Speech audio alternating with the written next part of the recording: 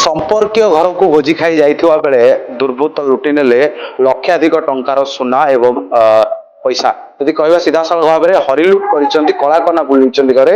ଏଭଳି ଘଟଣା ଘଟିଛି ଢେଙ୍କାନାଳ ଜିଲ୍ଲା ସଦର ବ୍ଲକ ଅନ୍ତର୍ଗତ ଗୋବିନ୍ଦପୁର ଫାଣ୍ଡିର ମାତ୍ର 1 କିଲୋମିଟର ବା 700-800 ମିଟର ଦୂରରେ ଥିବା ଘରେ। ଯଦି କହିବା ସିଧାସଳଖ ଭାବରେ ଗୋବିନ୍ଦପୁର ଗ୍ରାମର ଜଣେ ବ୍ୟକ୍ତି କାଲି ଯାଇଥିଲେ ଭୋଜି ଖାଇବା ତାଙ୍କର ସମ୍ପର୍କୀୟ ଘରକୁ ଏବଂ ଆସିଥିଲେ ଦେଖନ୍ତି ତାଙ୍କ ଘରେ ଦୁର୍ବୃତ୍ତ ମାନେ କଳାକନା ବୁଲି ଦେଇଛନ୍ତି। ଯଦି କହିବା ଲକ୍ଷାଧିକ ଟଙ୍କାର 10 ଲକ୍ଷରୁ ଉର୍ଦ୍ଧ୍ୱ ଏବଂ ଟଙ୍କାର ସୁନା ଏବଂ ଟଙ୍କା ମଧ୍ୟ ଲୁଟ୍ କରିଛନ୍ତି। ସିଧାସଳଖ ଭାବରେ ଆମେ ସେ ଗ୍ରାଉଣ୍ଡରେ ଅଛୁ ଆଉ ପଚାରେ ଯେ କଣ ଘଟଣା, କେମିତି ସେମାନେ ଜାଣିଥିଲେ ଯେ ଘରେ ଚୋରି ହେଇଛି। ଆପଣ କେତେବେଳେ ଘରୁ ଯାଇଥିଲେ ଆଉ ପହଞ୍ଚିଥିଲେ କେତେବେଳେ ଏବଂ ପହଞ୍ଚିଲା କଣ ଘଟଣା?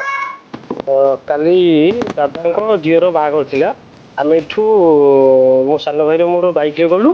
ବାପା ବୋଉ ମିସେସ୍ ସିଏ ଗଲେ ଆମର ଟ୍ରେନରେ। ଆମେ ଏଠୁ ସେମାନଙ୍କୁ ଆଗ ପଠେଇଥିଲୁ ଟ୍ରେନରେ, ତାପରେ ଗଲୁ ଆମେ ବାଇକ୍ରେ। ଏଠୁ 8:30ରେ ପ୍ରାୟ 8:30ରେ ସକାଳ 8:30ରେ ଗଲୁ। ସେଠୁ ବାହାଘର ଫେରିକି ଏଠି ଆସିକି ପହଞ୍ଚିଲୁ ସନ୍ଧ୍ୟା 7ଟା ବେଳକୁ। ଦେଖିଲା ବେଳକୁ ତାଲା ଭଙ୍ଗା ହେଇଛି। ଏମିତି ସବୁ ଘଟଣା ହେଇଛି।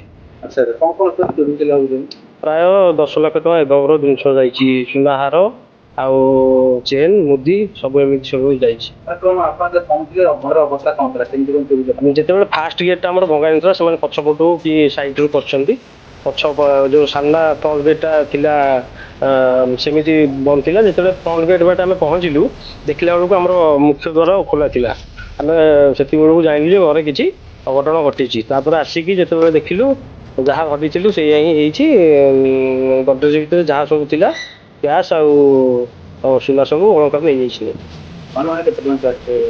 କ୍ୟାସ୍ ପୁଅର ଗୋଟେ ଛୋଟ ଗୁମ୍ଫି କରିଥିଲି, ସେଇଟାକୁ ସେଭିଂ କରିକି 17-18 ଟଙ୍କା ପ୍ରାୟତଃ ଥିଲା। ଆଉ ଏମିତି କିଛି କ୍ୟାସ୍ ନଥିଲା। ରାତି କାଲି ପ୍ରାୟତଃ 10ଟା ହେଇଗଲା ରାତିରେ ଯାଇକି FIR କରିଦେଇଛି। ଆଉ ପୋଲିସଙ୍କର ସହଯୋଗ ବି ମିଳିଛି। ଏବେ ଡଗ୍ ସ୍କ୍ୱାଡ୍ ଯାଇଛନ୍ତି, ସାଇଣ୍ଟିଫିକ୍ ଟିମ୍ ବି ଆସିବେ। ମୋର ଆଶା ବିଶ୍ୱାସ ଅଛି ଯେ କି ମୁଖ୍ୟ ଆସାମୀକି ଧରିବେ।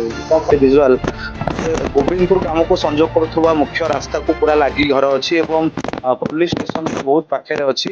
ଆଉ ଏତେ ପାଖରେ ଥାଇ ମଧ୍ୟ କେମିତି ଚୋରି କରିବା ପାଇଁ ସାହସ କରୁଛନ୍ତି, ସବୁଠୁ ଗୋଟେ ବଡ ପ୍ରଶ୍ନବାଚୀ ସୃଷ୍ଟି ହେଇଛି ଯେ ଦିନ ଦିପହରେ କିଭଳି ଭାବରେ ଗୋଟେ ଗାଁ ଭିତରେ ପଶି ଚୋରି କରୁଛନ୍ତି। ତ ନିହାତି ଭାବରେ ଗୋଟେ ବଡ ରାକେଟ ଏଥିରେ ଥାଇପାରେ ବୋଲି ଆମେ ସନ୍ଦେହ କରୁଛୁ। କଣ କହିବେ ଆଜ୍ଞା, ଚୋରି ହେଇଛି ଏବଂ ଦିନ ଦିପହରେ ଚୋରି ହେଉଛି, କେତେ ସୁରକ୍ଷିତ ଅଛି ଗୋବିନ୍ଦପୁର ଅଞ୍ଚଳ?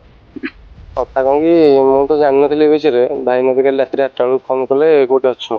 ମୁଁ କହିଲି ସାଙ୍ଗ ହୋଟେଲରେ ଥିଲି, ଆସିଲି। ତାପରେ ଜାଣିବାକୁ ପାଇଲି ଯେ ଏଇସବୁ ଜିନିଷ ହେଇଛି।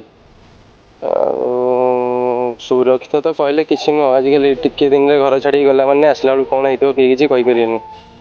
ଯାଉ ଭଗବାନଙ୍କ ଦୟାରୁ ତା ଜିନିଷ ସେ ରିକଭରି କରିଯାଉ ଏତିକି। କାଲି ତ ସାଙ୍ଗେ ସାଙ୍ଗେ ଯାଇକି ସେ ସଦର ଥାନାରେ FIR ଦେଇଛନ୍ତି। ଦେଖାଯାଉ କ'ଣ ହେଉଛି। ମୁଁ ସିଧାସଳଖ ଦେଖି ମୋ କ୍ୟାମେରା ପର୍ସନକୁ ଇଏ ହେଉଛି ସେଇ ଘର ବା ଯେଉଁ ମୁଖ୍ୟ ଫାଟକ ଯାହା କଥା କହୁଛନ୍ତି ଯେ ଦିନ ଦିପହରେ ଯେତେବେଳେ ସକାଳ 8ଟା-9ଟା ବେଳକୁ ବାହାରୁଛନ୍ତି ସେ ଘରୁ ଏବଂ ସନ୍ଧ୍ୟା 7ଟାରେ ଫେରିକି ପହଞ୍ଚିକି ଦେଖୁଛନ୍ତି ଯେ ଘରୁ ଚୋରି ହେଇଛି। ତ ନିହାତି ଭାବରେ ଦିନ ଦିପହରେ ଚୋରି ହେଉଛି ମାନେ କେତେ ସୁରକ୍ଷିତ ଅଛି ଜାତୀୟ ରାଜପଥ କଡ଼ରେ ଏବଂ ଗୋଟେ ଜନଗହଳିପୂର୍ଣ୍ଣ ଅଞ୍ଚଳ ଯଦି କହିବା ଗୋବିନ୍ଦପୁର ଅଞ୍ଚଳ, ସେଠି ଦିନ ଦିପହରେ ଚୋରି ହେଉଛି ମାନେ କେତେ ସୁରକ୍ଷିତ ଅଛନ୍ତି ଲୋକମାନେ, ତାହା ଗୋଟେ ସବୁଠୁ ବଡ଼ ପ୍ରଶ୍ନବାଚୀ ଉଠୁଛି। ଏବଂ ବିଶ୍ୱାସ ରହିଛି ପୋଲିସ ପ୍ରଶାସନ ଉପରେ, ଢେଙ୍କାନାଳ ପୋଲିସ ପ୍ରଶାସନ ବା ଗୋବିନ୍ଦପୁର ଫାଣ୍ଡି ପ୍ରଶାସନ ଉପରେ ଭାବରେ ନ୍ୟାୟ ମିଳିବ ଏବଂ